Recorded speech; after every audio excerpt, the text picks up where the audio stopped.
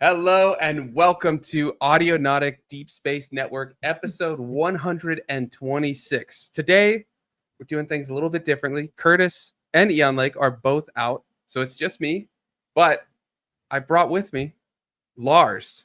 Lars has come, and so we're going to talk. He just put out a new, really awesome, very different in a good way EP on Audionautic Records. And so we're going to talk with Lars about music as therapy to a degree, because the album is loosely based on the stages of grief. And we want to talk, if you listen to the album, you'll see each track has a very different feel, but a cohesion in terms of processing grief and going through it and all that type of stuff. So we're going to talk how he was able to work that into the music, the thematic element that he put in there. Then we're also going to talk his very interesting hardware workflow for the genre that he works in. Because he uses Maschine, which is not something I would expect from ambient noise and drone and just completely distorted, crazy stuff. But we'll talk about that. And finally, we'll take a quick look at the Teenage Engineering Medieval, which is a bit of a interesting spin on the EP 133, but it has some differences, some drawbacks, some perks. So we'll take a look at all of that. My name is Sunwarper. With me today, as I mentioned, is Lars. Lars, how are you? I'm doing good. Thanks for having me on, man. Thanks for coming on. What you been up to? Work, life, good stuff. I've been trying to work on another album already. You're a machine, man. Man, no, I'm struggling right now. I am really struggling. Like, I actually have free time to do it, and then I just find myself doing other stuff. Like, I downloaded Civilization 6 for PlayStation, and I have been hooked. That's a problem. Yeah, I know. I need to delete that, and then I can probably get stuff done. But is it so bad to take a break and get inspiration from outside sources? I mean, I do love some Sid Meier's games, just because anytime you interact with someone and like they talk, it's all that same gibberish. I love the Sid Meier gibberish. It's very inspiring. Do you try to find how it can correlate with what's going on? I kind of gave up. I tried doing that when I played Sid Meier's Pirates back in the day, but I gave up so quickly. Just like, I don't think this makes any sense. So like you mentioned music as therapy, and it's kind of funny because it's like, this is kind of like, a therapeutic thing, but I also feel like most of my music is just kind of like my therapy, even though it doesn't really, sound that way. Especially when I make something like really noisy and very boisterous. That's my inner demon screaming at me. They're just literally screaming at me. They're like, "What are you doing?" Oh, I was gonna say, is that like a form of catharsis? Getting out all of that, but you went a different direction. Little regression, a little catharsis. It's like a self-perpetuating cycle. All right. Well, I mean, that's one way to do it, but I think. Well, I'd be curious to hear from the chat. I want to say hello to everybody in the chat. We got Sleeping State. We've got Bendu. Thomas is also there. I appreciate them hopping on at 11 when we normally go live and staying on, or at least coming back. I'm sorry we had to do some changes to the timing, but we are here. We're happy to be with all of you. Smiling Airs is also here. And I think I mentioned Bendu already, but if not, Bendu is here. And then we've also got Survey Channel. Survey Channel, how's it going? How are you all doing? And I'm curious, do you guys find that music can act as a form of therapy? Do you use it in that way? Is it a way to kind of get your expressions out, or just after a crazy day, you kind of use it as catharsis, whatever you want to call it, to just kind of process your emotions? There's so many ways we can all approach music. So I'm curious to hear everybody's kind of take and approach on it. But yeah, Lars, do you want to get into some of these questions, or do you want to, why don't we just start with this? Why don't you just kind of tell me how this EP came about? Because there's a very interesting story to it. If you need to look, I mean, I know you don't, but if you need to kind of see what you had written and all that, I can pop the Bandcamp up. I will put the Bandcamp in the chat, but it is in the description. But there's a very interesting story to it. When you sent me the text, to put on the label page, I was like, oh, wow, this is very, very heartfelt, very interesting. And I wanted to hear more about it. So I'm curious, tell us about the genesis of it, and then what inspired you to start writing it. All right. So I don't remember exactly what I wrote there, but the general story is basically the same. So I started writing it when I was in Korea by myself. It was kind of a rough time. It was the longest that I've ever had to be away from my wife and kids. And that was really tough. Like, it's been like, a month here or 2 months there. And, it's been all right. But being away from your family for a whole year is like, man, that was really rough. So I started writing it and I had no idea what it was going to be at the beginning. Literally when I started writing the songs, I put them in a folder, like a project folder. And the project folder was just named, I'm so effing sad right now. Oh, it kind of, yeah. And I worked on it for probably like a good month or, a month and some change. And then one day I just kind of stopped working on it. And, in retrospect, it's probably just like I wasn't ready to finish writing this because I didn't know exactly what it was. But also, I kept trying to distract myself while I was over there. I got the worst drinking problem I ever had in my life over there. It was pretty terrible. Have you ever met the people who wake up and pour bourbon in their coffee? Yeah. Yeah, that was me for a little while. It was fantastic. And yeah, but I basically forgot about the EP as a whole. I just didn't even think about it. And it wasn't until just late last year, I started thinking about it again because I was starting to get out of the military at that point. And if you ever talk to anyone who gets out of the military, it's kind of the same story for everyone. It's just wow, what am I doing? Where do I go from here? And it was weird because I wasn't even there very long, but it felt like it had become such a central part of my life. It took over every single aspect of my life. Yeah. And so I was worried, I was anxious, and that was when I remember you guys put out the notice, oh yeah, we're doing releases throughout the year, And that was when I suddenly remembered. It's just oh yeah, I had something that I started making a long time ago. Maybe I should revisit that. And it honestly took me a little bit to get it all together even after that. I felt like most of the writing and stuff had already been done, but actually putting it together into a cohesive EP, I felt like it still took some time. And it was, I think the only reason I was able to get through it was because at the time, since I was getting out, pardon me, since I was getting out, we had, there's a program where it's you can get mental health resources or whatever. So I started doing counseling and therapy again. Nice. And it was something that came up, and it was really helping me process a lot of the emotions I've had about the last few years of my life, just all the events that I've had to witness and see and go through. And it was really tough, but I feel it really worked well as I was trying to, do therapy and work on myself, that I was able to finish this at the same time. So yeah. Well, that brings up an interesting question, Lars. I'm going to go off the questions we made, because I think it kind of goes with it, but I'm curious. You mentioned you started working on it when you were kind of in the thick of it, right? Really missing your family and all of that. But then when you reapproached it, you were in a completely different space. Back with your family, it sounds like, right? You were back home, and then you were going to counseling and all that. And I'm curious, this two different stages of approaching the music or being with the music, how did you feel in it? What did the music kind of look like at the time? How did it change your approach to making those tracks or finishing those tracks in those two different times? So when I started making it and I was in the thick of it, it really felt like I was just kind of in this haze, a giant fog that was obscuring everything. And that's actually talking to Curtis about the artwork and stuff. That's something that I was trying to get across with the artwork as well. If you look at the artwork, there's the eye. Hold on. Yeah, there's the eye.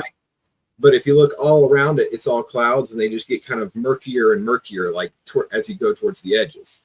And that's, I don't know, I think he did a really good job with that, because that's really kind of how it felt. It started out very much hazy and unclear, and it's just kind of a smeared palette of cloudy colors. And when I came back to it after being able to like reflect on like all my experiences and like how I was feeling at the time compared to like when I started working on it again, it felt a lot clearer. Like I had a feeling like I understood what I was feeling at the time, even though at that time I didn't understand it at all. And I probably wasn't really trying to understand it, because it's one of those things. It's like when you're going through like, you know, really tough times, you know, you don't want to think about the tough times that you're currently going through. Right. I know a lot of people, myself included, is like we just look for distractions, like, you know, whether it's like just like video games or, you know, binge watching TV or drinking heavily or whatever it is you do, or maybe some combination of all three. You just don't want to think about like what you're going through as you're going through it. But once you're done with it, you can actually look back and like reflect on it and try to process it fully. Yeah, I think it's interesting that you had these two separate parts to it, because coming back to it and reflecting on it and then making the alterations and things with, like you were saying, kind of like the clouds part, and you can see it all now and see how it comes together. But I mean, I find like in those times when you look back on something like a album that you made in a really tough time, or EP, or a breakup or something, when you look back on it, you can kind of put everything together and it all kind of makes sense. You can it puts you back in that space, but not necessarily in that like dark mindset of it. More like, oh yeah, I remember that, and look what's changed. Like just reflecting on everything as it goes, you know. So it's interesting to hear. I didn't know that there was this kind of two different stages in terms of the production of it. It's interesting. Yeah, so there was a gap of about 2-year gap between when I started working on it and like kind of abandoned it, and then when I came back to it and decided to actually finish it. So it sat on my hard drive for a considerable amount of time. But I know, like on your point about like it takes you back to that place, I know I agree with that, and it feels kind of like, instead of like having to be there and just experiencing all of it, you know, like feeling everything as you're in it, you get to kind of come back almost as like an observer, you know? Yeah, like you can like look back on it. That's what I was in my 4 hours of sleep trying to say, but not able to formulate it. So I'm glad we're on the same page and you could eloquently formulate that thought. I mean, that's what I meant. Yeah, you can look back and not almost be like, oh yeah, but you can just remember the time, but you're not in that mindset anymore. So you can just kind of see it and remember it and just kind of feel that, oh yeah, I remember writing that because of this and that. So yeah, that's a very good way to put it. And when you finally get to a point where you get to sleep like, you know, almost 8 hours again every night, you get to go back and look on it. Like, oh, don't worry, it happens. I promise. I have a teenager. I have a teenager and a 6-year-old, and they sleep all the way through the night. Oh, it's there you go. Fantastic. Living the dream, Lars. Living the dream. Oh, you're almost there. Don't worry. We'll get there. We'll get there. You know, this is crazy, but he's gonna be 1 in September. Bro, I know, right?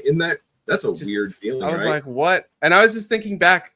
We're completely off topic, but kind of not, because memories and stuff, right? But I was just thinking back, like how different he is. Like I was just playing with him in his little play area, and he's throwing a ball to me, and he like picks stuff up, and he comes over to me and stands up and like crawls all over. And I was like, just a couple months ago, you know, he just lay there and like cry.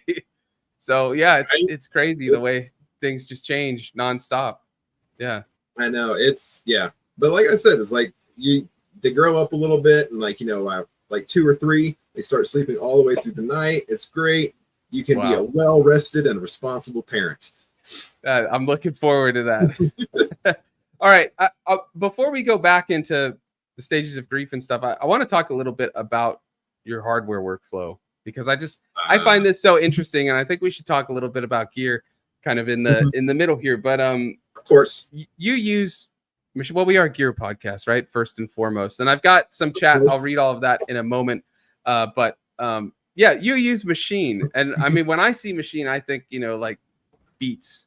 That's what I see a lot on YouTube and all that. And that doesn't mean that's all it's worth and all it's for, obviously, since that's what you're using. But I find it so fascinating that you take this very unconventional piece of gear for the genre you're working in, or genres that you work in. And I mean, that's what you're using, right? Are you using a DAW as well? Or I mean, is that acting as your DAW, or like, you know, connected to, is there like a Maschine app on the computer? I'm not super familiar with Maschine, so you can Right. So it's like it has a standalone app feature, but it also Okay. can be used as a VST as well. So Gotcha. normally what I like to do is I'll start up just Maschine and standalone version. And I just kind of use it as like a sketch pad almost. Like I start like laying down like, like the melodies and like the harmonies and whatever, and then whenever it comes time to actually like record it, I take it into Reaper and I load it up as a VST. And as soon as you load it up, it gives you the option. It's like you can break it down and just like, you have your one stereo channel for like the whole mix to come through, or you can break it down by channel.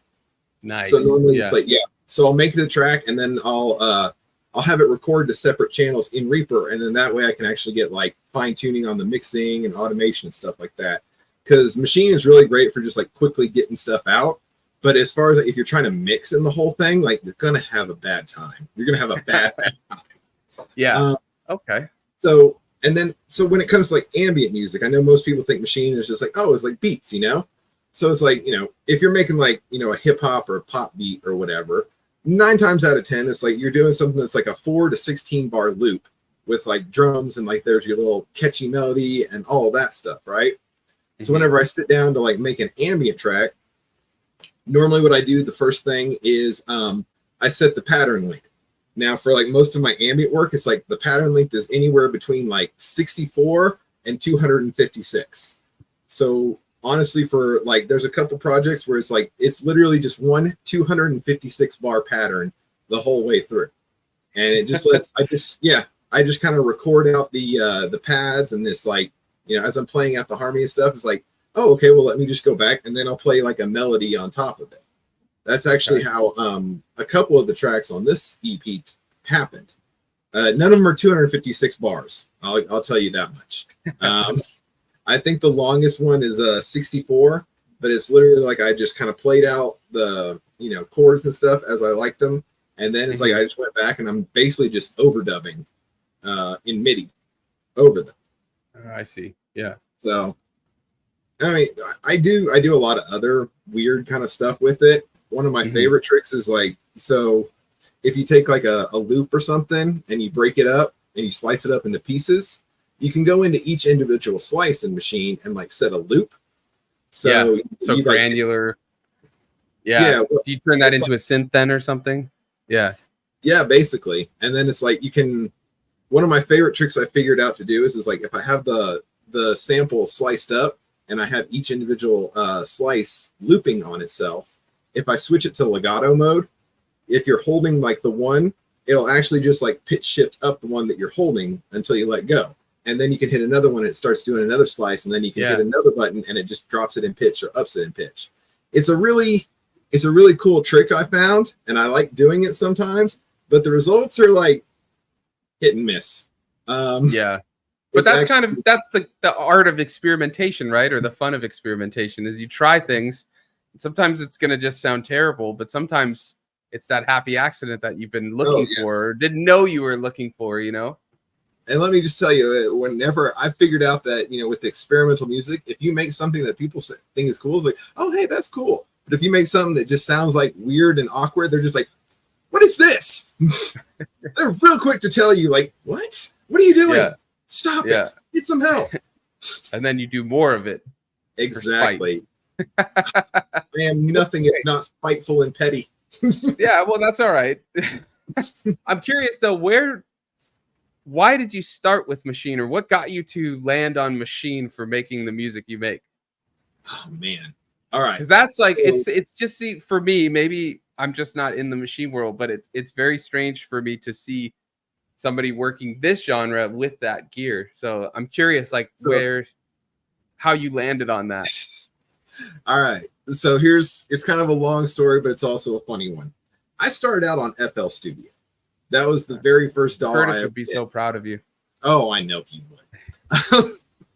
But my whole thing is like when I started working with FL Studio, like I started out just kind of experimenting. It's like, oh, I kind of like, I like some techno, I like some hip hop, I like blah blah blah blah blah. Just kind of goofing around or whatever. And one day, so I'm living out at this trailer park in Oklahoma, right? And one of my neighbors comes over to partake. You know what I mean? he comes over and he sees me like working on the computer, right? And I'm like basically just mashing out like a quick little like beat in FL Studio or whatever. And I guess he fancied himself a rapper or something. You know, he wasn't bad. But that's what I started doing. I just started like making. Oh, I think we lost Lars there for a second. All right. Well, while Lars is off, we'll just go through some comments.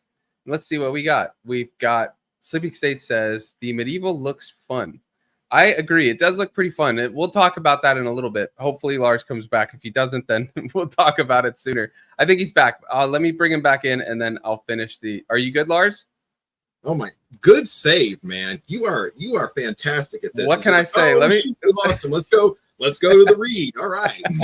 let me finish the comments while save your thought, because I want to finish the story of while you were partaking in the beats you were making. Let's see. Sleeping State also says writing music is therapy. Not sure listening to what I write is therapeutic. Interesting. But I mean, I think what matters is the therapy of the artist making it, and most likely that will carry over and the listener will hear that sort of, you know, heartfelt intent and it will carry over. But yeah, I mean, interesting comment there. Survey Channel says, I used to think of it as therapeutic, but it's honestly becoming more of a source of anxiety for me nowadays. Truth. Well, Survey Channel, first of all, as a fan of your music, I'm sorry to hear that, but just as a friend, I'm very sorry to hear that. And maybe it's time to change up things or shake things up if stuff is becoming anxiety inducing. But yeah, that's a bummer. It shouldn't be like that. Music should be fun. Music should be, it's art. It should be creative and just, you know, expressive. It doesn't have to always be fun, I suppose, but at least like, you know, creative and expressive and getting it out there. Just getting out, not getting out there social media wise. I mean, getting it out, you know, of you and putting it to a recording or something to that effect, or even just jamming. Bendu says, I really think this new album is great, Lars. I agree. And Survey Channel says, yes, well done. And Stillhead says, thanks for sharing, Lars. That was a bit earlier when we were talking about the kind of behind the meaning behind the EP. Sleeping State also says, I use it occasionally, Maschine, I believe, as VST or the packs and native instruments, but doesn't have the hardware. And also says Maschine is a great variant of the MPC, but with built-in native instruments ecosystem. Yeah, I like I said, I'm not super familiar with Maschine. It seems very kind of like not one-to-one, but similar build as kind of the MPCs. But I think they are a bit different. And I think the workflow is a little bit different. But anyways, you are welcome, Lars, to discuss that topic or go back to the story of getting into Maschine, or both. Dealer's choice. Okay. We'll start with going back to Maschine. So yeah, I started making beats, and like it wasn't any kind of like financial like, you know, thing. It wasn't anything I was doing for money. It was just like, oh, I figured out I can do this, so I started doing that. And you know, it's like some of the first stuff I made in FL Studio that were like beats or like even like techno kind of stuff is like, oh my gosh, it was such hot trash. It was hot trash. But first steps, man. First steps. I know. So at the time I was going to college, and I got I would periodically get like a stipend, like whatever I got in grants that didn't have to go to tuition, I would just get back in cash. So I got a little extra cash, and I actually bought the original Maschine Mark One because they had an educational version, so I got it on a good discount. Nice. I actually still have the controller in there. It barely functions, and I've worn all of the pads out. But that's awesome. Yeah, I started doing that, and I actually made like a whole bunch of like beats and stuff that some people would use, and I also had like I invested in like microphones and preamps and stuff like that. So for a little while, I was actually like running a little like studio, basically out of my apartment, my trailer at first, and then my apartment when I moved. And you know, I was making a little bit of money off of it, but it was mostly just like quick turnaround jobs or whatever. But that was I actually still have like a SoundCloud up with a lot of like the beats that I made, but I made them under a different name. So is it up to us to try to find it? Is that what you're saying? Well, I mean, the last name is still the same. You just got to find a different first name with the same last name, and then you'll know. Okay. All right. Is But it like Bob? oh, absolutely not. Bob Howard. Bob Hour. That sounds Dower like Hour. Is it Dower Hour? that sounds like a car salesman, man. Ah, Bob Howard. Hi, I'm Bob Bob Hour. Howard Chevrolet. I'm gonna guess Dower Hour. Not quite. All right. I'll get there one day. MC just Warner. Sleeping States McWarner. Yeah. Anyways, carry on.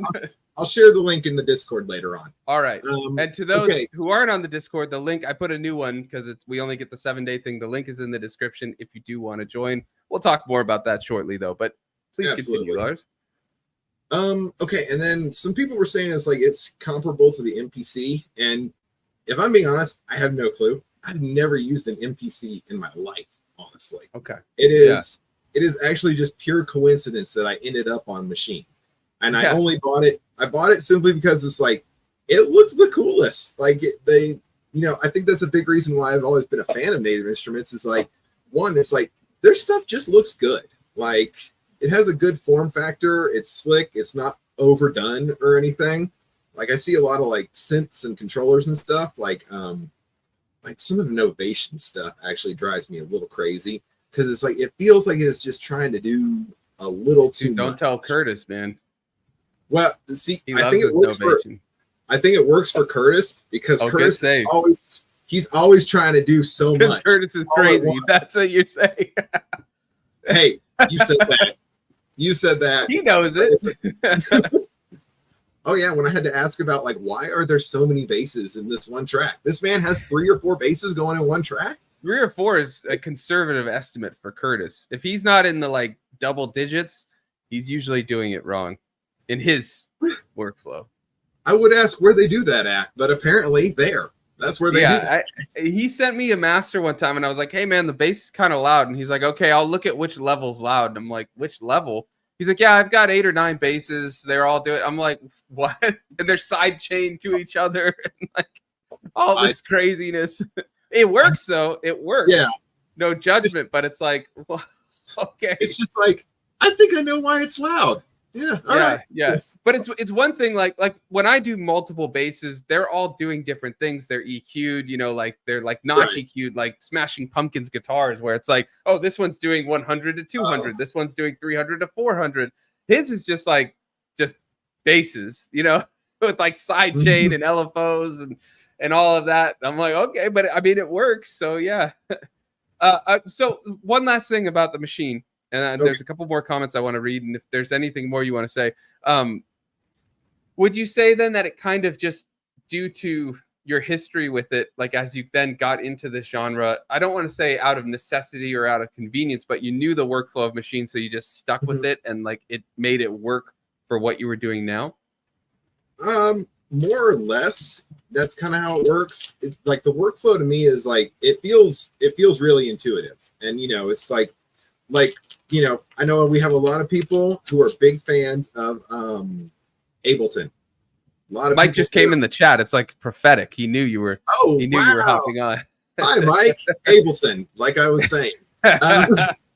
He's like, I think I could sense Ableton's gonna be brought up. Did I hear? Yep. Okay. But I tried Ableton. I actually got the demo and I used it for the whole 30 days or whatever. And it's just I couldn't get into it. The workflow doesn't really make any sense to me.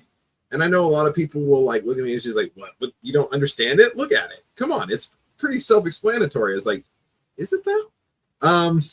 But so, and then the other thing was I kept using Maschine because, at this point it's I'm just kind of making beats or whatever. And then I found Reaper after that.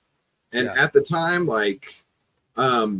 what I was doing for a while is whenever I was kind of making something, I would make it all in Maschine. And then Reaper has these drivers that are called RIA route. So basically if you have any audio program running over here, you can just route the audio directly from that program straight into Maschine. So a lot of the stuff I would be doing would just be kind of live and improvising on the fly with Maschine, while Reaper is just acting as a glorified recording box, basically. So it fit in really well. Okay, Mike, I got you. Yeah, that's how I was smiling. I told you. See? You gotta do what works for you, though. I understand what you're saying. I actually might have to look into getting Ableton begrudgingly, because I'm building with all the samples I make. I want to create the samplers that, like, when someone buys the sample pack, it's already loaded into a sampler in the DAW. And I've got Logic and then Reason, and but I was like, I probably need to do it for Ableton. So begrudgingly, I may actually have to look into it. But I thought Mike, who I think is back from his journey to Ableton headquarters, I think maybe he brought that push for me that he was mentioning. That's just in a bin there. But yeah, Mike says Ableton workflow is pretty self-explanatory, and even adds your name, Lars. Yeah. Okay, Mike, you win. I see you gritting those teeth. we don't need to spark hardware and software wars. Whatever DAW-less gear works for you, that's what matters. It doesn't. I can understand that different people will have different. You see something and it may just not click with like your brain, and I totally get that. Like Ableton for me, I get it. I can work with it, but personally, I'm not the biggest fan of like its workflow for me. But I'm also just like, I don't have the time to learn the kind of subtle differences between that and the DAWs that I use, and it's like, but I might have to now, but that's okay. But a couple other bits of chat. Where is it? This one from Stillhead. Making music stimulates my curiosity and the need for play, both in terms of the purely technical aspects of producing, but also the satisfaction of evoking feelings and reactions in others. Yeah, I agree. That's well said. And we lost Lars again. I don't know what's going on with Lars's connection, but that's okay. I'm going to just keep reading through these chats. Sleeping State says Curtis strokes his keyboards for a while until he realizes it isn't a cat. Yeah, that's funny. That's good. Let's see what else we've got. I don't know what Thomas is referring to. So it's, as Sleeping State says, music is like that for me, but more comforting. And Thomas responded, yeah, it's hard to describe fully in chat. Yeah, chat does have its limits, I suppose. Let's see what else we've got. Sleeping State says FL Studio is closer to workstations of old workflow. Logic and their type were more like film editors. Ableton was always wired up for live editing, which for dance made sense, but for other styles made none. That's an interesting point. It is. I think that's probably why for me it may not click as much. Interesting. Mike says, yeah, sorry, baggage limits prevented me from bringing that push. It's all right. But I do actually think I need to get Ableton at some point. So yeah, I don't think I'll be switching for my production stuff, but we'll see. I don't know. Never say never, right? Thomas says, I agree. Ableton is the most intuitive and easy DAW to use. Once you go Ableton, you never go back. I did go Ableton and then went back, so I don't know about that. I'm not sure about that. And it sounds like Lars went Ableton and went back too. So I think it just depends. If it's easy and intuitive for you, then that's the one for you. But easy and intuitive for me is Logic or one of these nice machines right here that I like to use. So it's just, that's what I'll always say, and I'll keep saying it. Whatever works for you is what works, but it's not for everybody. Nothing's for everybody, So okay. I know. I got Survey Channel somewhere in this chat. Well, he switched or kind of switched to Ableton, but yeah, he's a Reaper user. No. God, what is happening? Let's zoom in on that while Lars freaks out internally. It's all right, Lars. Are you still there with audio at least? Oh my God, can you hear me? Yeah, we can hear you. Oh no. Okay, now I'm embarrassed. Awesome. It's all right, man. All right. Don't worry about it. We can encounter all the bugs, all we need to. It's all right. Right. Is it your camera or something? Have a little glitch? I have no clue what's going on. I think it might be time to get a new webcam though. Oh, that could be. Do you not have one put into the computer? So I'm still on a laptop right now, actually. I am in the process of buying an actual like desktop computer with like a monitor and everything, but right now I'm still doing everything from a laptop that I bought in 2018. Oh wow.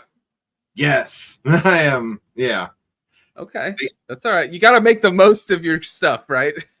I'm gonna rock it until the wheels fall off. Yeah, there you go. Yeah, that's the way to do it. That's the way to do it. Stillhead says, I'm a big Ableton fan, not gonna lie. I thought that was Mike writing that for a second, but we got two now. But I know Thomas is a huge Ableton fan. But yeah, I just, for me personally, it's not my thing of choice. That might change if I start using it more, which I might have to, but it just so far has never fully clicked with me. And it's just like, I don't know if I want to learn another DAW, but I think for live performance, it makes a lot of sense if you're using a DAW. Like that is the DAW for live performance. But if it works for you, awesome. I just think it's whatever works for the person. Like Lars can do some crazy stuff with Maschine, so it works for him, you know? I mean, having a gigantic library of VSTs doesn't hurt either. Yeah, I suppose that's true. Have you ever tried challenging yourself and using just stock plugins? I have done that before.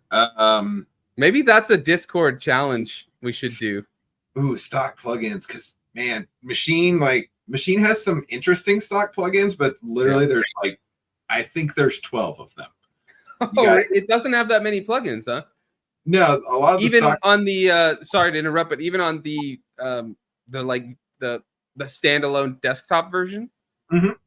So you have a compressor, a saturator, two different kinds of delays. There's like a beat delay, which is like, you know, like the tempo synced or whatever, and then there's a grain delay, which is kind of cool to play with. You got two different kind of weird reverbs, actually three, because there's something called ice reverb, which is like, it sounds just like you think. It's like being in a giant cave filled with ice. It sounds kind of cool. Yeah. Yeah, so it's pretty limited, but I mean, I could probably make something with just those and then like whatever like sound packs came with Maschine. But I would have to actually like separate out the essentials from all the other ones that I've purchased too. Sleeping State says, I'm curious to hear your thought. Maschine stock plugins count, I guess, native instruments. Lars just doesn't use them. Wait, are we talking like Massive and Absinthe and stuff like that? Can you use that in Maschine? That's what I mean. Like whatever you can use in Maschine that's like of Maschine, or at least, you know. I mean, if it's all native instruments, yeah. But I suppose what comes when you buy Maschine, that would count as stock to me. Ooh. Yeah, it's like. That's what I mean. I don't mean like you buy native instruments and because it's native instruments, it counts. I'm talking like, you know. But I'd buy all of Native Instruments stuff. I am a fanboy. You know what? I think we are going to have to do this challenge because I'm cracking up because Thomas and Mike are both like, oh, Ableton's going to win for sure. I got to tell you, I love the plugins in Logic though. And I've used both. I love them. So I think we should do that for a challenge at some point. That'd be fun. But yeah, you're right. Max for Live is super dope. So that's something. But I don't know. We'd have to see. Because I know there's some crazy stuff with FL too. I've seen what Curtis used to do and what others do with it. So FL Studio it's a lot. Yeah. So I don't know. I wouldn't be so certain. You never know. Yeah. Okay. And you also get like with Logic now. I hope we start seeing some of those. I hate to say it, Lars, with you in the video, but there's some of the AI stuff that Apple brought. It's not a ton of stuff, but I think if we see more of that type of stuff, like Chroma Glow, which is pretty cool, and all that GarageBand challenge, that would be a fun one. GarageBand, I'll tell you, GarageBand is interesting. When I used to use it before I got Logic for iPad, I would make stuff in there and then move it into Logic on the computer. But it's interesting. But yeah, it's very limited. I mean, GarageBand could win. It's the person, not the DAW, I think, that would win that challenge in the end with how you use effects creatively and stuff. But yeah, battle of the DAWs, as Thomas says. Do we all have iPhones? I don't know. That's a good question because that would be a fun one too. I'm making a huge list of challenges, so I think battle of the DAWs, as Thomas put it, and then also GarageBand iPhone challenge or iOS challenge would be a fun one. I just don't want to limit it to only people with iPhones if not everybody has it. So we'd have to figure that one out. And yeah, I think Little Bro, as Sleeping State says, uses GarageBand, and his submission in the secret sample was one of my favorites. I mean, they were all great, but that was really cool. Yeah, for Eon Lake's kid, he's got his dad's talent, I guess. What can you say? Okay. It's not fair. It's a cheat. It's not fair. Yeah. But speaking of, I'll just quickly go over. As we mentioned, we've got the Discord. If you want to check it out, the link is in the description. It's fresh for this week, and then it'll expire, so you'd have to find it somewhere else. But the Discord's a great place to hang out. We're trying to just create a positive space on the internet where we can nerd out on gear stuff, talk about LFOs, talk about this kind of stuff about Maschine and the differences and similarities, and going to fisticuffs or what have you over DAWs and their differences. But that's where we could do that, and everybody knows what we're talking about. We can all relate, and we're all there to just kind of learn. There's a spot for feedback, all that type of stuff. So if you're looking for a cool place to just hang out, talk this type of stuff, head there. We also do monthly challenges now, and we've been getting quite a lot of submissions. I'm hoping Lars can make a 60-minute track because I want to see what he can do. That, Lars, I was going to say that, man, because you're usually in the chat, but you're a machine. I remember I gave you those stems, and like a day later, you're like, here you go. And it was a completely different song than like what the song was. So the current challenge we're doing is a 60-minute track in 60 minutes. It's based on the honor system, but I encourage everybody to film it just to have like your social media, whatever have you. I live streamed it. Curtis live streamed it. Somebody streamed it in the Discord and then posted the like final track that they made in the voice hangout. They were hanging out in there. But the listening party, I don't have my notes in front of me, but I think it's August 28th. It's this coming Wednesday. Thomas just asked, when's the deadline? It's this next Wednesday, I think it's August 28th at 10 a.m. is when we'll be doing the listening party. If you can have the track in before then, that would be ideal. I mean, to make the submissions, but if you make something after, you can still put it. But the listening party's that time in the voice hangout channel on the Discord. But yeah, head over there. There's really no rules for this one besides make a track in 60 minutes. We had some debate over whether your sample sourcing counts as part of the hour. I counted mine. I think Curtis did. I think we were talking with Bendu that it didn't, so if you want to find your sounds and stuff separately, don't count that. But I would say don't start jamming out to the drums you're making and be like, well, that's the beat I'm going to use. But again, it's all honor system, so whatever. But Lars, you think you can do it? You got a free hour or 5-minute chunks for the next 10-minute chunks for the next couple days that you can make a track in?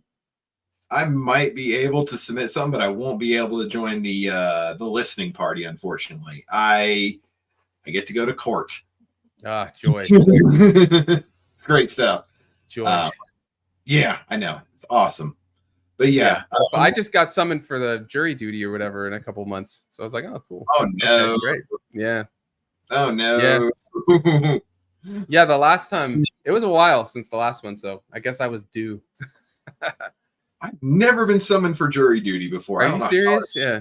Seriously, I don't know how I've managed to avoid. Oh, shit. Because now. Yeah, it's coming. It's going to be in the mail tomorrow, man. Thomas says, I know he's kidding, he posted, but he said, but my sample is a 35-minute field recording. There's no excuses, Thomas. You can throw that in a sampler, chop it in 5 seconds, and make hi-hats out of it. There you go. No excuses. Get it done, Thomas. Get it done, Thomas. I'm just kidding, man. Do whatever you want. If you can make it, we'd love to have you. I'd love to hear what you can do in that time. Mike also adds, chat here is banter for the lulz. In reality, I'm super willing to share tips and tricks, show and tell, to help anyone that's interested. I might be taking you up on that, Mike, if I do get my hands on Ableton for this. As of now, I'm planning really for the moment, while I don't really have any free time, to just use it to make those sampler patches. But I would like to start using it for live sets or something in the future. But yeah, I know, Mike. We're all just teasing here. Yeah. Anyways, what were you going to say there, Lars?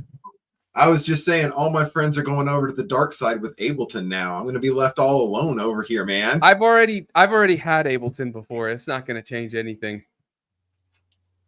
Wow. He's like, are you like marking that down? Mark that quote down, and then in like 5 years when I'm like, it's all Ableton all the time. All Ableton all the time. No, I don't foresee that. But I want to know, I kind of want to like get, because I'm doing a lot of lessons right now and stuff too. And some people use Ableton, some use Logic, some use this. I want to be able to kind of be able to show all of that, be able to help with all of that and things like that. I mean, a DAW is a DAW. It's not that big of a difference, but there are subtleties and things like that and different commands and button combos and stuff. So yeah. Sleeping State says Bitwig is tempting. Interesting.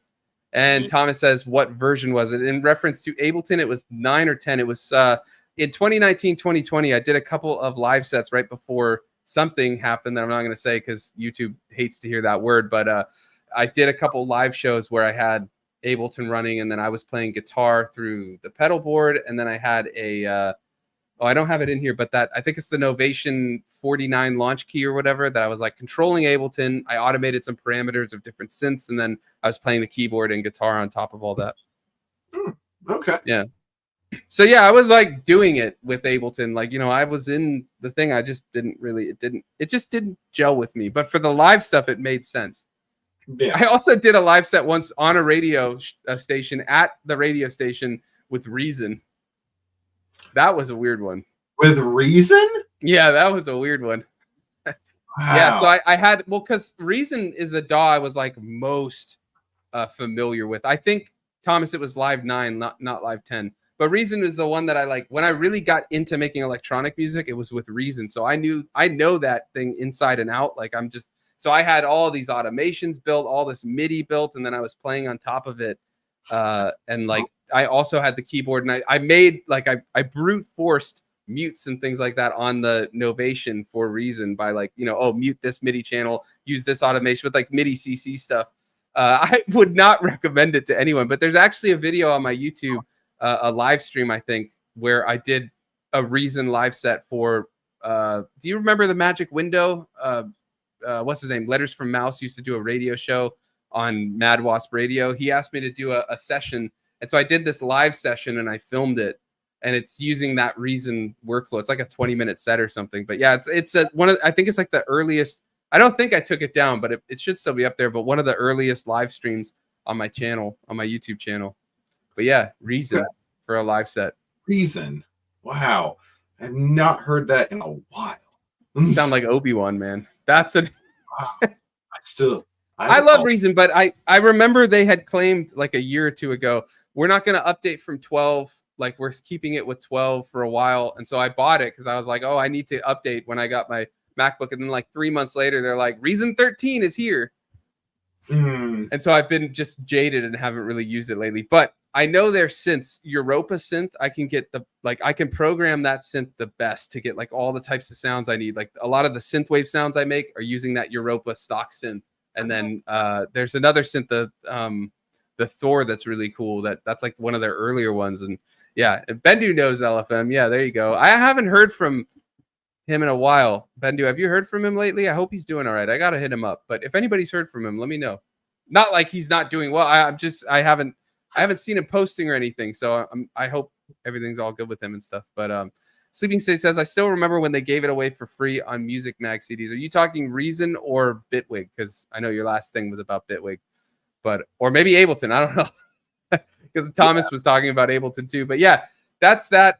So yeah, I think we got way off course. But yeah, join the Discord for more crazy conversations about DAWs, gear, all that type of stuff. Curtis loves talking about envelope followers.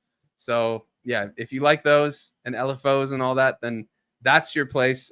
And also, this show is brought to you and crowdfunded by our Patreon. If you want to help the show, help us create all of these places to talk about all this gear, get feedback, all that type of stuff, that's only possible thanks to your support. So thanks to all of our patrons. We have gotten some new patrons. So if you are watching this, make sure you head to the Patreon to see the posts we make, and head to the Discord for exclusive channels and also additional hangouts like our Starstream podcast, which I believe is this Sunday. I've got to talk to Curtis because I don't have a calendar in front of me. I don't know what day it is. I barely know it's, ADSN day right now. So, but I believe Starstream, this next hangout, is going to be the Sunday at 11 a.m. But yeah, your Patreon support is what allows us to do the radio show that we started with Beyond Genre. That was a lot of fun. We had a lot of feedback, a lot of submissions. We're still keeping that at 1 month right now, once a month. But if you want us to start doing more of those, that's what the Patreon's for. That allows us to do these things. It takes time, it takes effort. And so, that's what helps. But yeah, you also get sample packs. I don't know, Lars, have you grabbed that latest sample pack? The one we made. You have a sample I'm going to say it for Thomas. The one we made together in Interlaken. Now he can be all happy. Wow. We put it out, I think, a month ago or something. But yeah, we're putting out sample packs. We're also looking into making in the new year a when you join a sample pack that kind of combines all this type of stuff. That's also why I'm looking into all of these DAWs to do the different sampler setups and like export the different samplers. Thomas is happy. Yes, together, not so together and interlocking. We made the field recordings that then Curtis and I made one shots of and all that type of stuff. So you can get the field recordings, but also really interesting drum sounds that are royalty free and not used by a gazillion people, like stuff you might find on Splice or other sample things where there might be, you know, even though it's royalty free, if someone releases it and puts a copyright thing and another distributor can detect it, you might have some issues. That's one problem with a lot of things like that. But anyways, head to patreon.com/Audionautic to help support. You can also hop on the show. And if any of the patrons want to come on before we leave, we'll probably be on for another 10, 15 minutes to hang out. Look on the Discord and on Patreon for the link to this meet.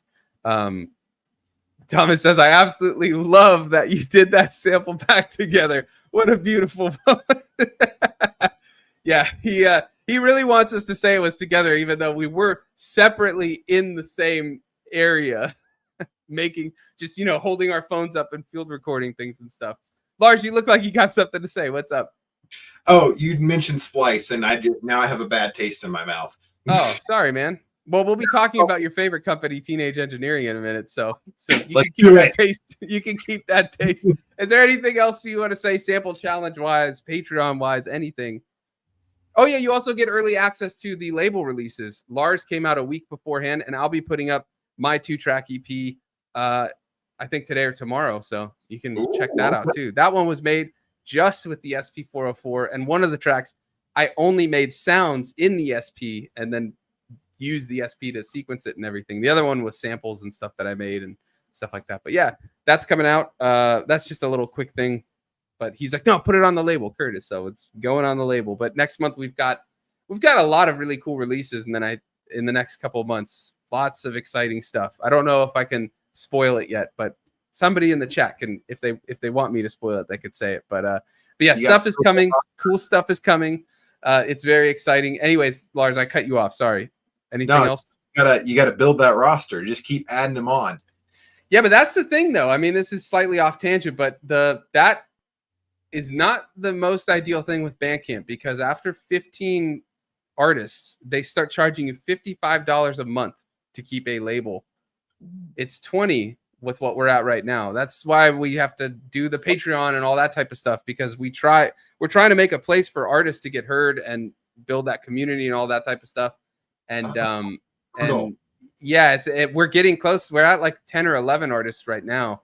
So it's kind of a problem. So we might have to kind of scale back releases to every quarter next month or next year and do more artists we currently have and stuff like that. It's really a bummer. I'm trying to figure out, if there's like a workaround, but yeah, 55. So that's like what, 600 something or something like that a year. I mean, it's ridiculous costs. So is that just for like distribution to the DSPs and stuff? Well, that's just to have that's just Bandcamp, to have a Bandcamp label, to have, where if you go to like our Bandcamp, it's got, let me just hit the back button so I can show you, but like to have that label page, if I add this is Lars's page, and I'll put the link is in the description to his awesome EP, but I'll put it in the chat in a moment. But if we go to the Audionautic page, Lars, I put yours front and center, but then I cropped to just show your pipe in the background. But yeah, to do this type of thing where it's got a label roster and you can have different artists and you can do merchandise, which, by the way, the caps won the vote. So we are going to do hats. But if you see, we have like Audionautic t-shirts and all that type of stuff. To have this sort of thing and also have video and all of that, is $20 a month right now. But then, yeah, if you have more than 15 artists, it's $55 a month, which is just like crazy. That's tough. That's tough. Yeah. Okay. Yeah. Yeah. Oh, yeah. Really quickly, Smiling Airs says, Lars, it's been a while since you've been on a said the word Spotify while your face commits murder. So we're just getting every Teenage Engineering, Splice, Spotify. It's a good day for you. Talk about processing grief, right? This is him going live through the stages. Acceptance will come. Don't worry. And Bendu, yes, that got a little yeehaw cowboy hat, but yeah. saw his comment, and I was hoping you weren't going to highlight it because I was trying to ignore it because I'm in a good mood today. I know. Well, we gotta go. I mean, I think this is an interesting thing from Teenage Engineering, but I know you. Yeah, let's do it. I think you were the one that said you're not a fan of the company, but let's try to keep it neutral-esque if we can. You know, just because. But feel free to share your opinions, of course, on the explain how I feel sampler we're going to talk about. I'm doing all the production end, so I have to switch channels and all that. So give me a second. I hate to give some dead time and stuff, but Lars, if there's something you want to talk about while I load up this page and all of that, feel free. I'm going to get this set up. Yeah, while you're loading that up, I'm going to explain how I feel about Teenage Engineering. I do not hate Teenage Engineering. I definitely don't. But to me, Teenage Engineering is an absolutely unhinged company. Everything they do is just so wild. Okay, so I have one of the pocket operators. I love that little thing. Which one do you have? The arcade one, the purple one. Okay, I got the what's the 133, but it's the Street Fighter variant of the PO33. I love that thing, dude. Oh, they're so much fun. They're like just fun. They're awesome. Oh, I thought maybe I just read it wrong. I think you wrote unhinged now that you say that, and you're right. They make some really interesting stuff. But yeah, I must have read it wrong. And no, I'm just saying they're very. Thomas says, "Embrace your fears, Lars." It's not a fear, but no. So like Teenage Engineering is like they're just unhinged, right? Like the pocket operator's awesome. This new the medieval we're about to look at, awesome. Yeah, and it's like, and then some of their stuff is just so affordable. Like this is what $300. $300, yeah. Which is not bad there's all. Something interesting to that, considering the other EP133, which this is pretty much just a variant of. From everything I'm reading and stuff with some really interesting features, but they're both $300, but this one has some really interesting additions, but also limitations compared to the other one. But carry on, Lars. But no, Smiling Ears brought it up perfectly. It's just like, don't say that. I'm not going to say that. Don't worry. I know I'm going to behave. It's like very interesting. Like this, the medieval one, like awesome. That looks so much fun. But then it's like $2K for a desk. Yeah, I was gonna say, didn't they make a desk or something? You know, yeah. $1,600 folding table. Like, yeah, and it looks like your standard noise set table. Like they also made that really interesting. I think they called it a PO, but that vinyl maker. Like you could make vinyl. Okay, that one made me mad, and I'm gonna explain why. So they did not invent that. That was actually made by a Japanese company called Gaiken, or however you pronounce it. I'm probably pronouncing it wrong. But it was a toy record maker, and all they did was just reskin it. It's, if you look it up, you can find it on eBay, like the Gaiken, whatever. Yeah. Toy record maker. It's the exact same product, and they just put their branding on it. So did they license it? Do you think they might have licensed it or something? I'm not sure. Yeah. Like, I wonder if it says in collaboration with or something like that, because you would think there would be patents, copyrights, whatever. Oh, of course. That would stop that. Anyways. So yeah, Teenage Engineering is a very interesting company. They have some really expensive stuff. Yeah. They've got the OP1, I think it's the Field now or whatever, and then they've got some really cool. The pocket operators. You want to talk about affordable? I mean, those things are $100 or were. I think they're still making them though. The PO33. The God, I'm blanking on the name of it, but it's not Knockout. What's that thing called? But the sampler, the PO33. There's a I forget the word for it, but it's the sampler. I mean, it's 4 voices. And very bit crushy, lo-fi. It sounds kind of like an SP202, which for me is awesome because for $100 you can get the sound to a degree of like a 20-year-old or whatever, a sampler that is going to have a lot of wear and tear and stuff.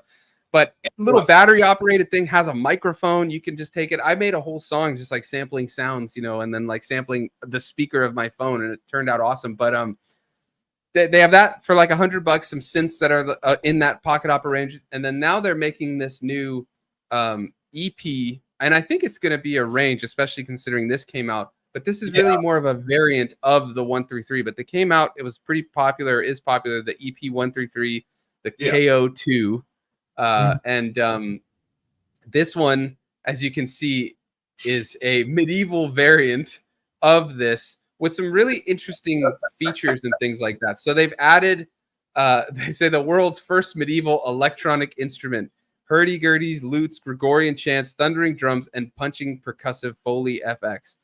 They say the EP 1320, I like the 1320 instead of 133, getting all medieval and whatnot, is the first of its kind, featuring a large library of phrases, play-ready instruments, and one-shot samples from an age where darkness reigned supreme. So $300. So what I find interesting is this play-ready instruments, because the other one comes with one-shot samples as well, but they have these instruments that you can actually play, kind of like a chromatic mode on the SP404. But they have that really quickly. Want to say bye to Bendu, also one of our awesome patrons, and work beckons. Thanks for hopping on, Bendu. Glad you're digging Lars's release. He says congratulations on the release, Lars. So I find that very interesting that it's got this kind of like chromatic mode-esque thing.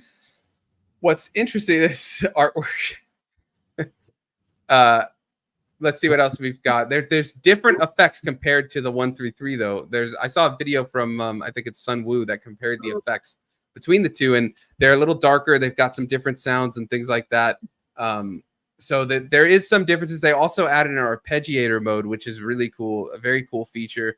And so I think that comes in handy. The arpeggiator is like one of the things you could do with it, if you, on the original one, if it had a roll function like the SP. So if you were to hold, let's say 3 samples at once and hit the roll, it would play them all at that roll setting. So it would play them on 8 notes, right? With the arpeggiator, if you hold the 3 notes, then it will play the 3 in a sequence, like da, da, da, da, da. Like, so if you put 3 different notes of a guitar, let's say, it would play that in an arpeggiated fashion instead of just playing all 3 at once in an 8 note fashion or whatever have you. So that is a cool little feature. I mean, it's nothing groundbreaking. It's interesting. It seems like the response on the internet has been almost a little divisive. One thing I think is really interesting is, if I'm getting all my numbers right and stuff like that, the 133, the original version, has 64 MB of sample space or memory. This one ups it to 100 something, but like 90 something of that is taken up by these new multi-sampled instruments. So you actually only get 32 MB of sample memory. So it's actually less of like sampling into it compared to the 133. Now, can you delete those sounds and stuff? I don't know. I'd have to look into that to open up that space, but I think that is an interesting kind of like, that's what I'm saying when there's the new stuff, which like, hey, multi-sampled instruments in a sampler that you can play, but then the drawback is, but that means much less sample space and memory for you to sample sounds into it to build sounds on top of it and stuff. I think its design is really cool, and all that. And it's also $300 just like the other one. And also the effects are called Pocus instead of like the punch-in effects that you could do like on the SP, where you play stuff on top. So like if you want to add chorus while the track is playing, instead of punch-in effects, you add Pocus. This is what I'm talking about. They are unhinged. It's great. Yeah, I love it. I don't think you can add an SD card. I don't think you could on the EP133 either. I might be wrong, but I don't believe you can. Let me see if I can find the here we go, the 133. That goes back to the medieval.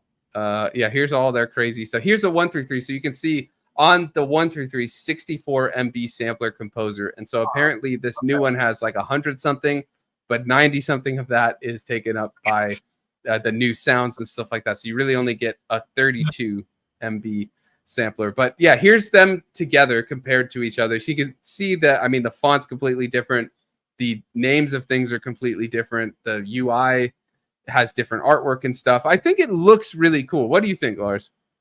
I love this thing. So yeah, when the first one came out, I was a little skeptical because I know there was like some quality issues with it. I know. That's right. The knobs and stuff. The knobs and all that stuff. But I think they've now that they've had it out for the original one's been out for over a year now, right? I think you're right, or at least let's see. I went to that NAMM in January, and it was there, and it had already been out. So I'd say maybe a year. Yeah. Yeah. So I think at this point they fixed like the production, like quality issues and stuff. But it's like this. This is great because it's like the pocket operators, like they have a whole different line of them, and they're all basically the same price and stuff. So I love what they're doing with this. It's like, oh, well, let's just do the same thing we did with the pocket operator, except like this is like your upgraded pocket operator. Yeah. So, and the medieval thing. It's a hilarious theme to go with. Like, yeah, I think it works just because there's like plenty of those like RPG nerds out there. Like their market share and like the market share for like D&D stuff, there's probably a good overlap there, you know, with all the people wanting to make dungeon synth and whatnot. So it's genius. So I think it looks really cool. I think some of the drawbacks are a bit of a bummer in terms of a sampler, especially when the sounds that are taking up a lot of that space are very medieval in nature. So it's like, yeah, you can make some cool stuff, but if you're going for like, you know, I don't know, if you want more synthesizer sounds and stuff, well, you can't, unless you can delete those sounds and then easily download them back. And maybe that's the case, but it'd be nice if you could take up the added memory space they've added to, you know, making multi-sampled instruments of your own, like sampling the mini log into the pedal board and then bringing that in there. One thing I'm not trying to sound down on it. Like, I think it looks really cool. I really like the price. I think if you're into what it offers with these, you know, with its POCUS and with all of that type of stuff, I think it's really cool. But I was hoping to see, when you talk about making a range out of these EPs, I was hoping to see something similar to the pocket operators, where every one they release is like something different and that kind of works as another component of a setup. Like, you know, what the arcade is a synth or whatever, and then the 33, the sampler I was talking about, is a sampler, and then they have a drum machine one, and they have this and that. And I hope that we start seeing that as well from that, because I would like to see these beefed up versions of pocket operator things that aren't that much more money, $300 compared to like $100 for those pocket operators. I'd love to see that, like, you know, update those, because the EP 133 is an update to the 33. I'd love to see those other ones get these updates. It's interesting that the first new one they make is just a variant of the original, but it's kind of teasing something new with this multi-sampler or multi-sampled instrument edition compared to the other one. So it is kind of an in-between to what I'd like to see, and then what, you know, just releasing a variant. So it's kind of that. I feel like there's a lot of companies that are doing very similar things to this. Like, they take one idea and then they just make a bunch of variants of that same idea. Yeah. I think the first company I remember doing something like that was Korg with their Volca line. Oh yeah. Which, I love those Volcas though. They're really cool, but it's like, my whole problem with them is like, if you just buy, I keep one handy, the FM, man. What is that? Oh, that's the FM one?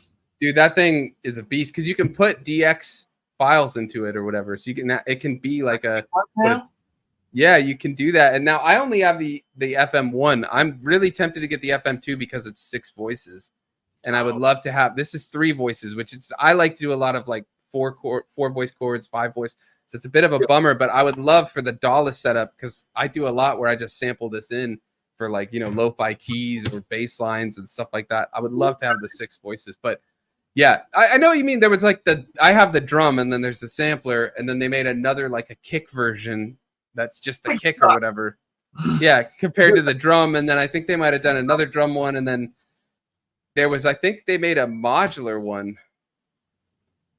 Like they did a modular, semi-modular one. It looks cool, but it's also just like, I feel like it's kind of defeating the purpose of what modular is, because modular is just, you know, keep adding stuff in and keep crossing wires and stuff. But when you have like a little miniaturized like modular thing, it's just kind of like, okay, cool, I can plug it over here and I can plug it over here. Now what? Yeah.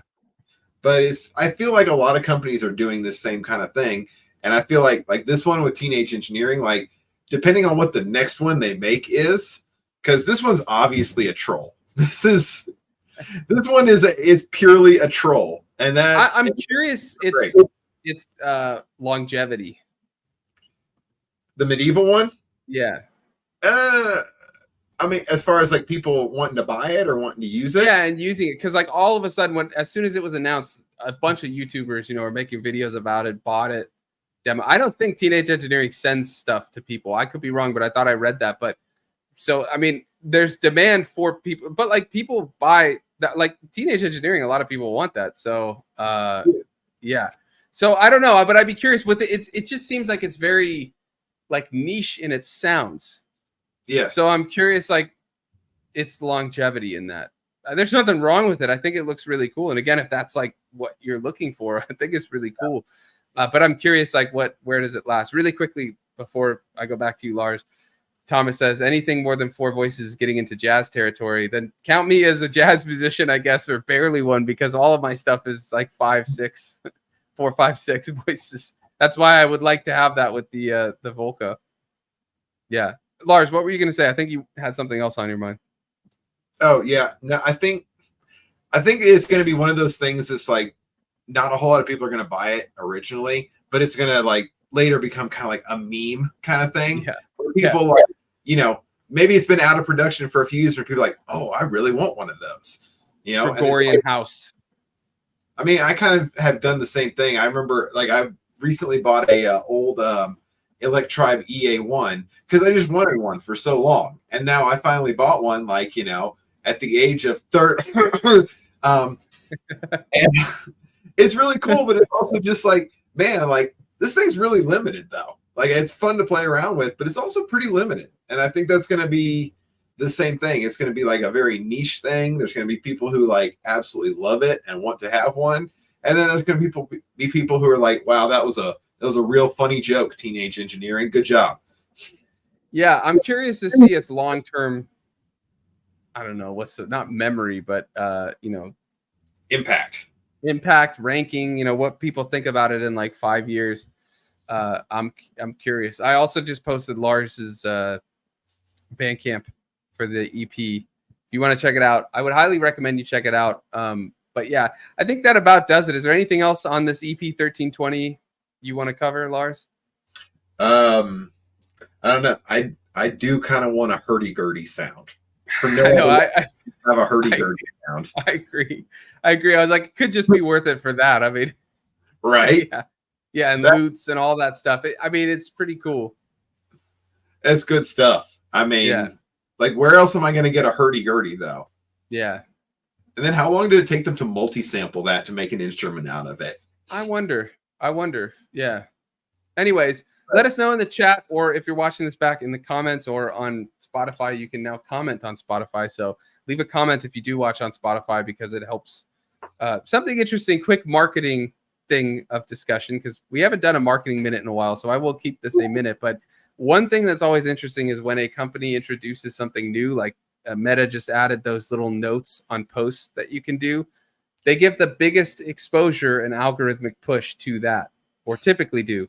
So if something's new, I'm just mentioning this because I said, hey, Spotify added comments. So they're pushing things that get comments now, get it. So if you do watch us on Spotify, consider leaving a comment. It helps a ton. Leave a rating. That also, like, we're always trying to reach new eyes and ears. So if you dig these videos, just share it, like it, review it, whatever. It all helps. But yeah, that's a quick little tip. Like YouTube, you know, when they introed shorts were just skyrocketing. And then whatever they introduce next, that will be the thing that they push. Same with Instagram, put these like little notes. I haven't looked at it much. Instagram is in a very weird place, so I don't really care at the moment. But they added this note thing, and so that's getting a lot of exposure, or should be. But I'm actually not seeing it a lot because I don't think people even know it's like a new feature. If you go on the little share spot, like on a post, we'll get this little pop-up with like a picture and then a plus sign. That's the new, like, you could leave a note. It's very weird. But I was like, what's the point?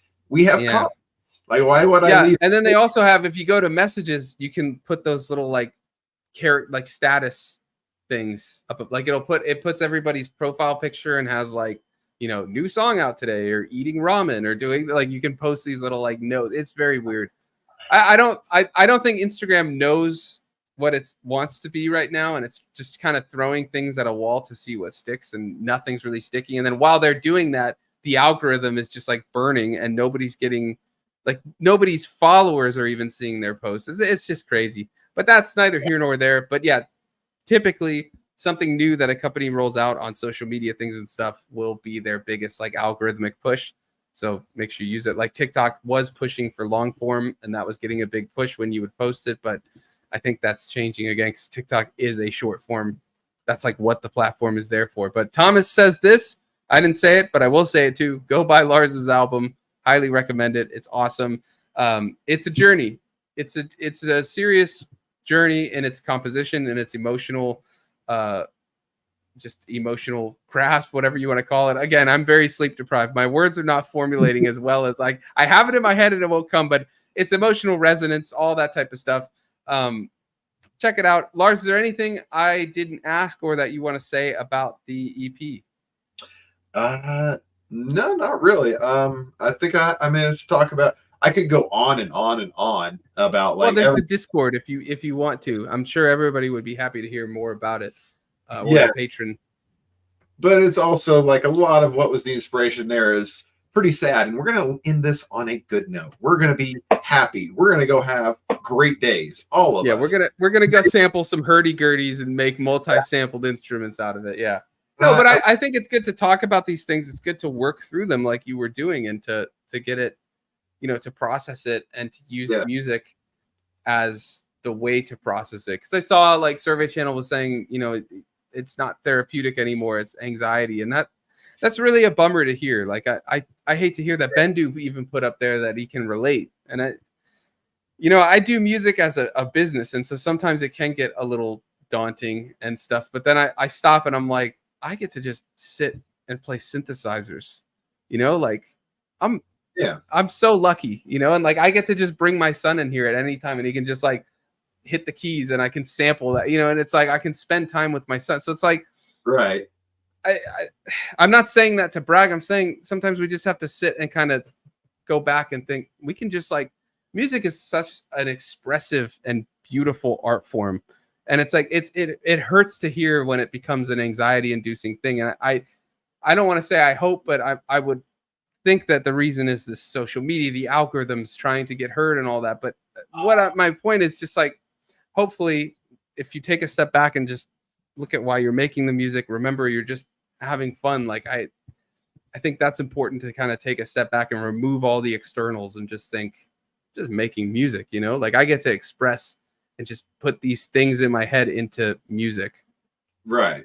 No, I totally get you. And I know a lot of people who make music is like, they get really burnt out by social media because it's like, and the narrative that constantly pops up is like, oh, this is the best time to be a musician. You can promote yourself. You can put out your own music. You can blah, blah, blah, blah, blah. It's just like, okay, yeah, that might be partially true. But then also it's like, this sucks. Like, it's exhausting. And then you're just it's the most reach you can ever have, right? The internet, but you're also in an endless ocean of similar people.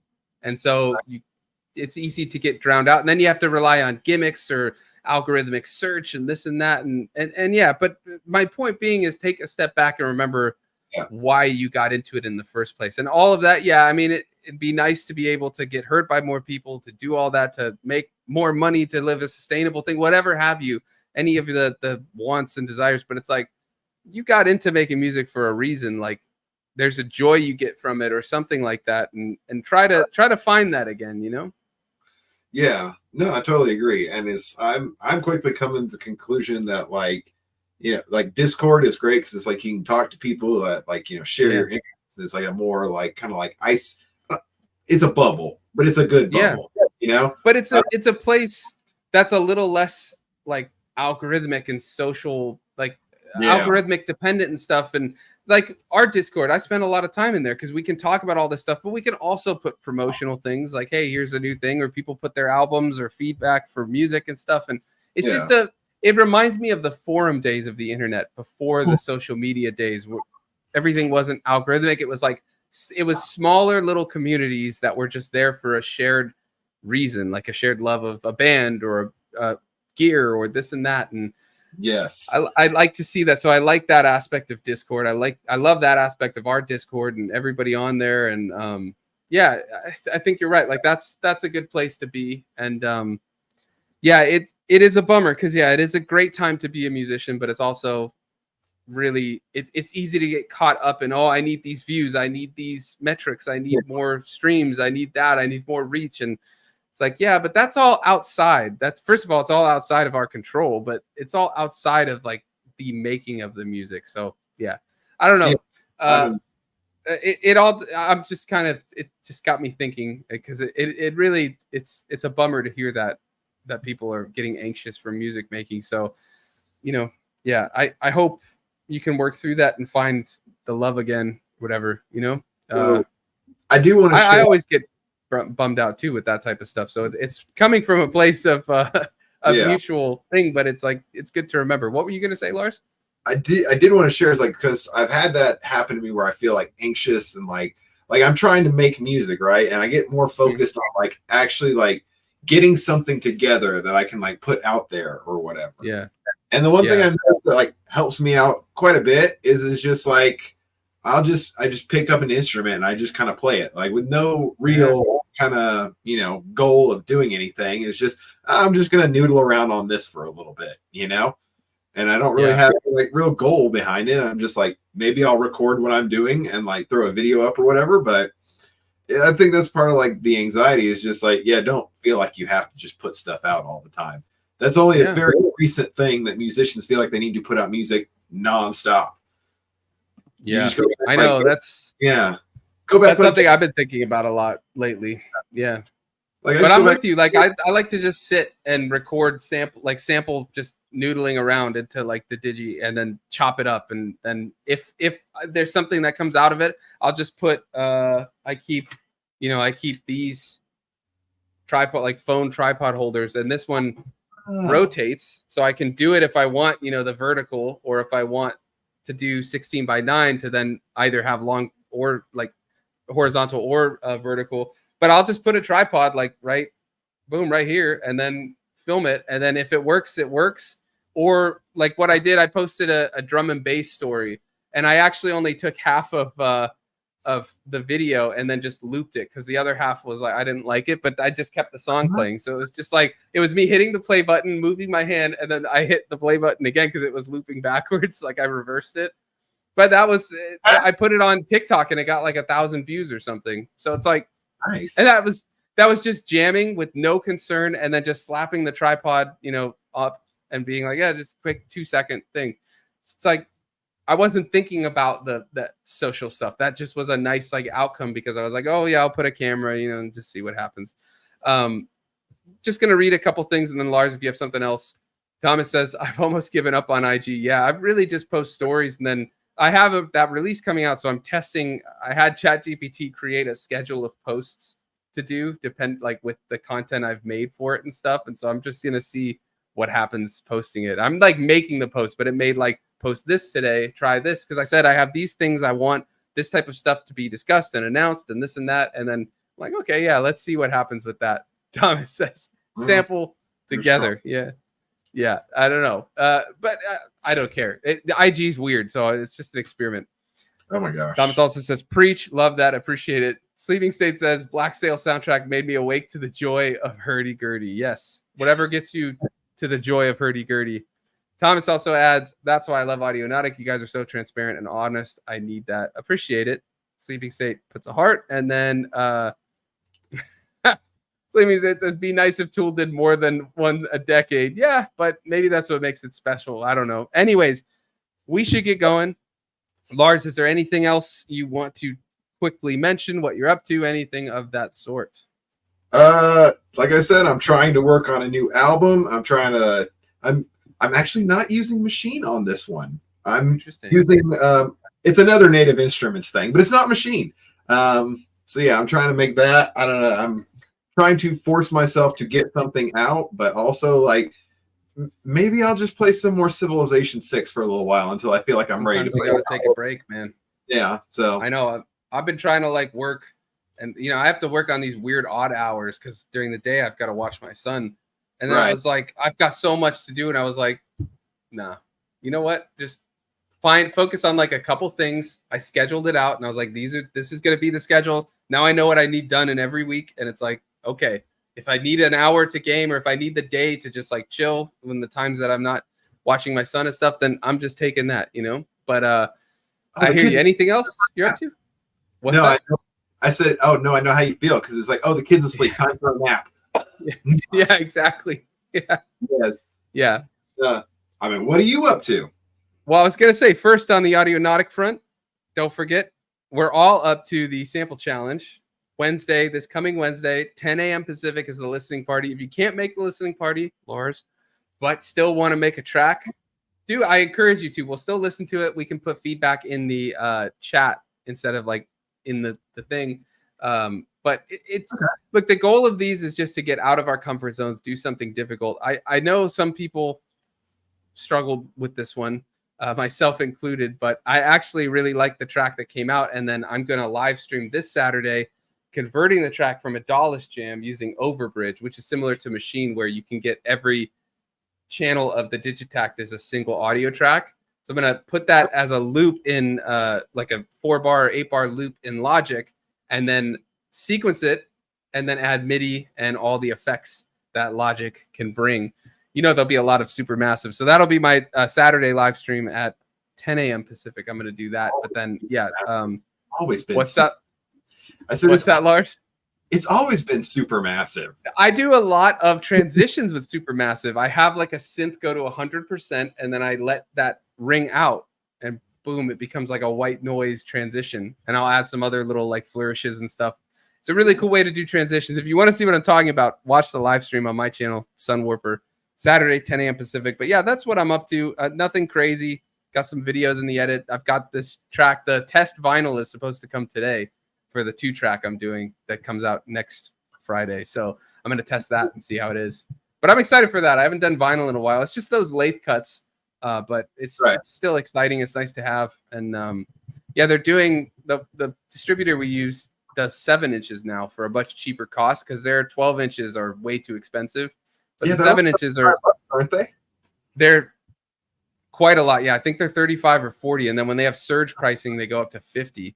But the problem is international shipping is ridiculous. This 7-inch, the international shipping's $20 or $22. So I'm gonna offer like anybody that buys it, even the domestic, will get, like, if they're missing a discography thing, they can get, you know, whatever albums they might be missed, like digital downloads of it or something. So yeah, but I'm just excited to have vinyl again, even if nobody buys it. It's just cool to have it, you know. And yeah, it's cool. What's that? Cassette? Did you say? You know, I said cassette. I really want to look at. So I found my cassette 4-track recorder, so I'm going to start using it again in the production workflow. But I know we gotta look into, Lars. Maybe that's something we can like look into together. Tape duplication or whatever, because I don't know really much about tapes at all. Get with me after the show. I'll show you something. Okay, yeah, because when I was a kid, we had cassette tapes because of the car, but that was like 98 or something. So by the time I was like old enough to kind of like know stuff, I was like, oh, okay, we were on like CDs, and you know, remember the Walkman that would then have a cassette? It would be an aux cable to a cassette that would go in the cassette player of the car. That was basically like when I was like, that was my cassette. Oh, good times, man. Yeah, good times, man. And every time you'd hit a bump, the CD would scratch, and you'd be like, ah. Yeah, it was frustrating.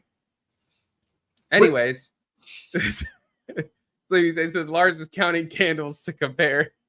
All right. Well, I think that's it. But we'll talk after the show, Lars, about the whatever duplication stuff you wanted to show me. But chat, I appreciate you all hanging out. I know there's a little bit of a different show because I'm running everything all on my own, but I appreciate everybody being here. It really helps get through the show, do it all. And, you know, I apologize for the technical glitches we may have had and stuff, but we got through it. Hopefully you all enjoyed it. If you did, you can do what Thomas is insisting you do, and remember to smash that like button. Yes.